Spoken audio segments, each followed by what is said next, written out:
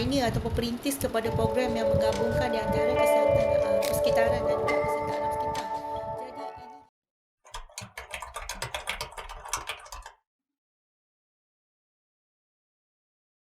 Jadi ini terlebih dahulu, terima kasih kerana menemu ball saya untuk slot ni. Assalamualaikum dan salam sejahtera. Sebenarnya saya sebelum berkhidmat di UPM, saya telah berkhidmat di USM Kubang Krian Kelantan selama 8 tahun dalam jabatan yang sama juga, Kesihatan Persekitaran dan Pekerjaan. Dan kemudian pada 1 Julai 2013 saya telah bertukar ke UPM di JKPP sebagai salah seorang tenaga pengajar di situ. Jika kita tengok jangka masa saya berkhidmat di UPM ni, insya-Allah bulan 7 ni 7 tahun lah saya berkhidmat di sini. Dan seperti yang dimaklumi, bidang kepakaran saya merangkumi apply lebih kepada gunaan di mana berkaitan dengan polisi dan perundangan alam sekitar, sustainable science ataupun governance kelestarian, pelibatan awam dalam bidang alam sekitar dan juga pengurusan alam sekitar.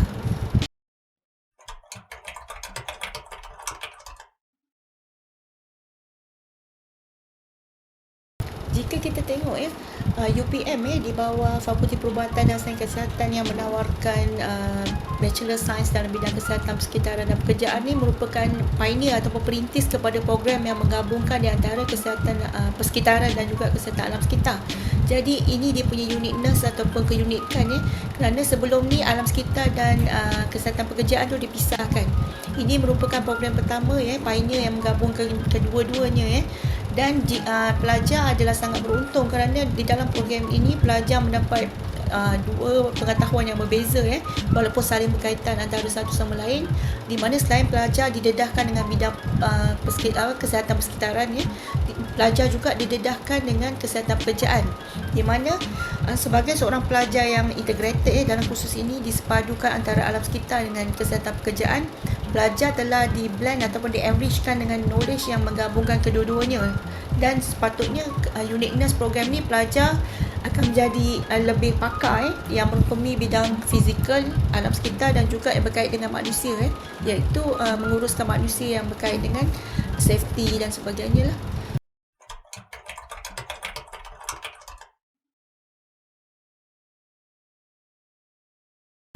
Sepanjang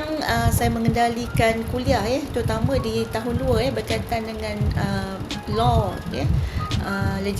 law dan legislation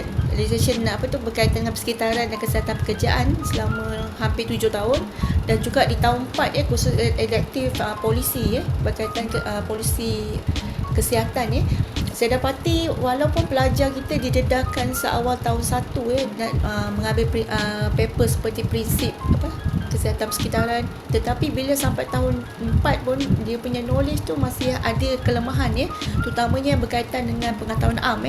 bila kita tanya isu-isu semasa sebagai contoh, pelajar agak kurang knowledge dalam bidang itu justru sebagai pelajar yang dalam abad yang orang kata abad 21 ni, pelajar mestilah tidak bergantung kepada pensyarah untuk mendapat ilmu semata-mata mereka harus belajar mencari dengan apa saja instrumen seperti internet dan sebagainya, mencari maklumat-maklumat selain daripada yang kita pensyarah beri di kelas yang deliver di kelas. Sebab untuk menjadikan seseorang itu knowledgeable dia tidak hanya bergantung kepada nota-nota kuliah. Itu yang membezakan antara pelajar yang mendapat grade A dan ke bawah sebab di dalam exam kita tidak hanya menilai apa yang kita lontarkan di dalam kuliah dan kita salin balik di dalam skrip exam, tetapi pelajar mestilah enrich atau memperkayakan jawapan yang dipersembahkan tu dengan bacaan lain selain yang pada kuliah.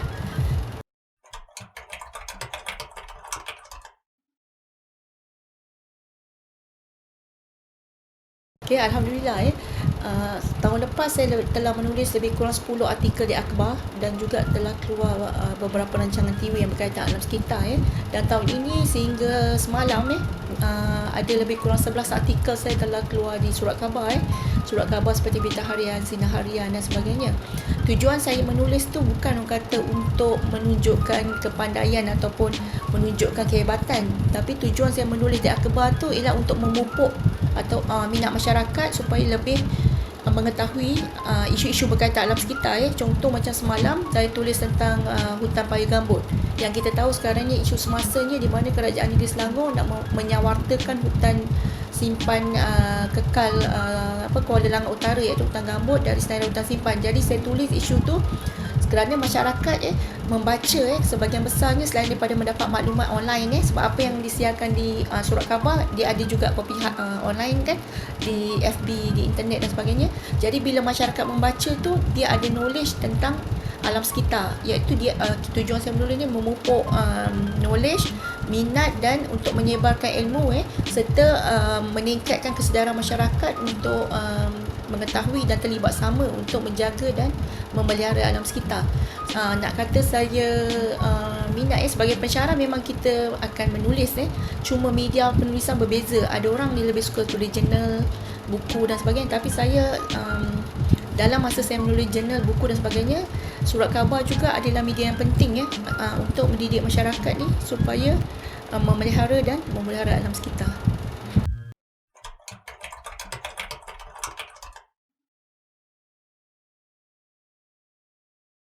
Okay, Institut Pengajian Sains Sosial ataupun nama ringkas di IPSAS ni adalah satu institut yang mengkaji ataupun menjalankan pendidikan dalam bidang sains sosial yang merangkumi antara lain pendidikan tingkah laku manusia lah yang berkaitan tingkah laku manusia. Antara associate yang terlibat ni maksudnya dia merangkumi pelbagai fakulti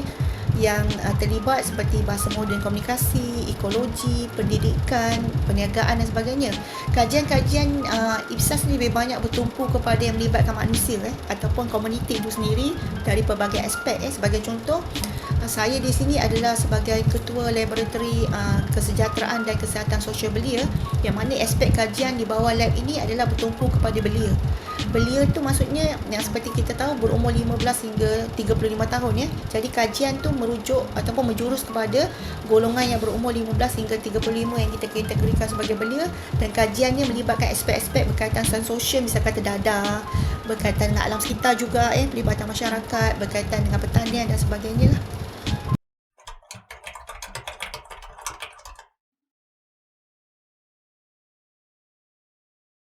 Okay, sebagai pelajar universiti ini adalah satu privilege sebab tak semua orang dapat peluang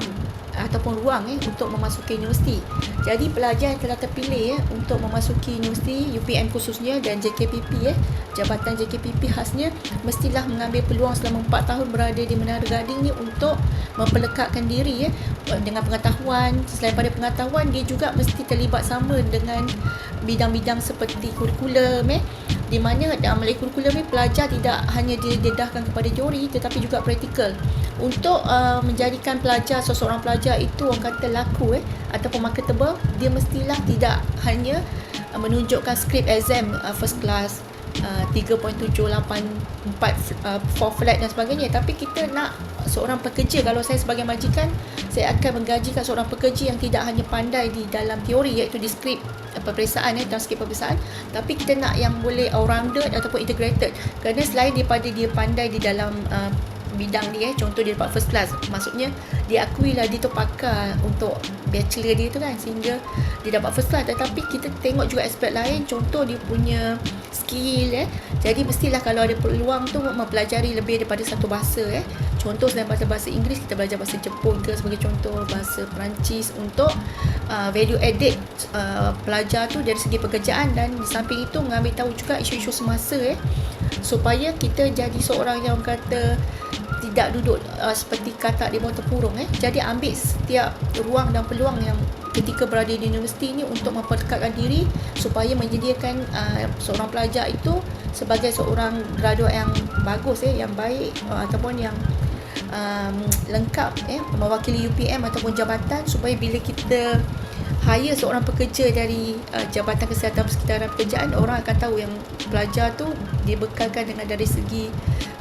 lengkap fizikal, mental dan sebagainya.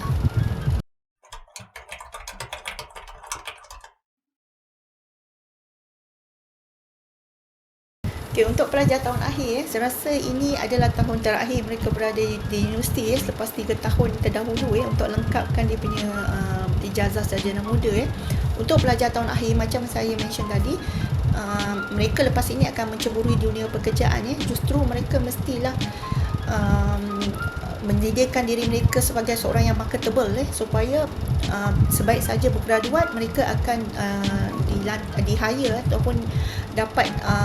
menceburi bidang pekerjaan yang diminati, khususnya berkaitan BSKPP. Tapi kalaupun susah mendapat pekerjaan, kita jangan hanya bergantung semata-mata kepada degree yang kita dapat Kalau kita mahir dalam bidang BSKPP, tak bermakna kita tidak boleh menceburi bidang kerja lain Mungkin bidang perniagaan, konsultan dan sebagainya juga berkaitan. Cuma sebelum itu mestilah lengkapkan diri dengan segala aspek supaya memudahkan mendapat peluang pekerjaan Kita tahu sekarang ni nak dapat peluang pekerjaan tu adalah susah ataupun sukar. Jadi mestilah mereka memperlengkapkan diri dari segala aspek teori dan praktikal.